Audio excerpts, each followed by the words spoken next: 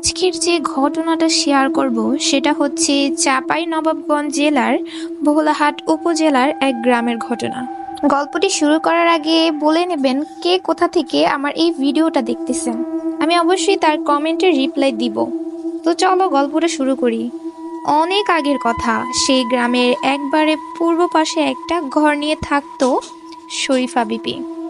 স্বামী পরিত্যা, মেয়ে মানুষ। সারাদিন মানুষের বাড়িতে ফুড ফরমাস খেটে যেই টাকা পেত তা দিয়েই দিন কেটে যেত তার। ছোট একটা মেয়ে ছিল শরীফার, বয়স মাত্র 11 বছর। সেই মেয়েকে নিয়েই গ্রামের একদম শেষ মাথায় ঘরটিতে থাকতো সে। যাই হোক, ঠিক তাদের বাড়িটার পাশেই একটা বিরাট আকারের বেল গাছ ছিল।